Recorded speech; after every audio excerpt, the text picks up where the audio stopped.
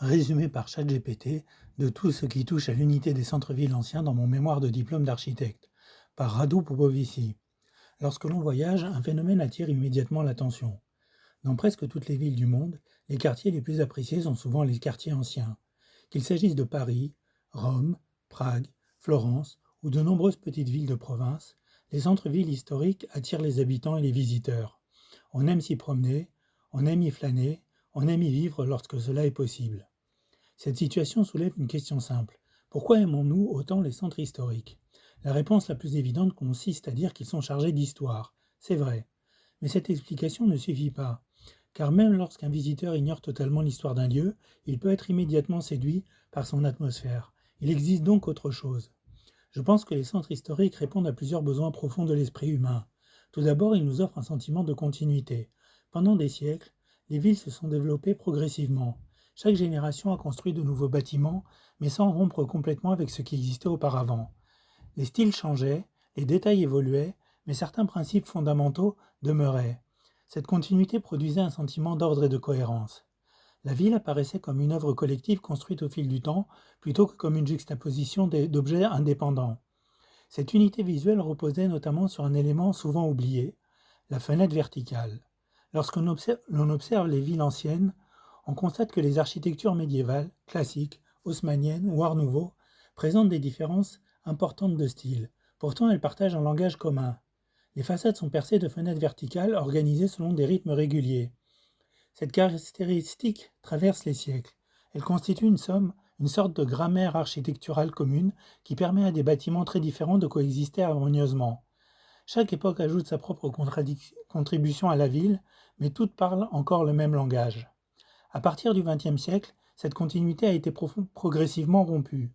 L'apparition de la fenêtre en longueur, puis des façades entièrement vitrées, a introduit un vocabulaire radicalement différent.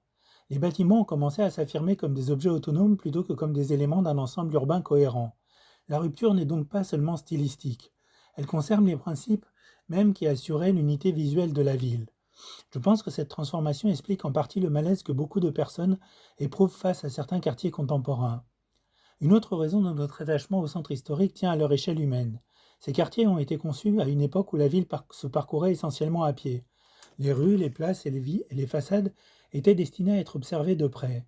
L'homme demeurait la mesure de l'espace urbain. Le promeneur ne se sent pas écrasé, il se sent accueilli. Les centres historiques possèdent également une richesse visuelle qui nourrit l'imaginaire. Pendant des siècles, les architectes ont accordé une grande importance à la composition, à l'ornement et aux détails. Les façades racontent des histoires, les sculptures, les corniches, les balcons et les modénatures attirent le regard, stimulent la curiosité. La ville cesse alors d'être un simple décor fonctionnel, elle devient un univers à explorer. Enfin, les centres anciens expriment une certaine idée de la dignité.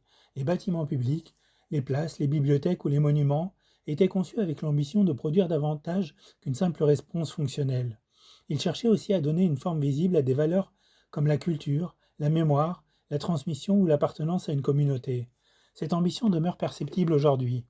Même lorsque nous ignorons tout de l'histoire d'un bâtiment, nous pouvons ressentir sa présence. Au fond, je ne crois pas que notre attachement au centre historique soit une simple nostalgie. Je pense qu'elle révèle l'existence de besoins humains profonds. Nous cherchons des lieux qui nous offrent de l'ordre dans un monde complexe, de la continuité dans une époque de changement permanent et de la beauté dans un environnement souvent dominé par l'utilité. C'est pourquoi les centres historiques continuent d'exercer une telle fascination.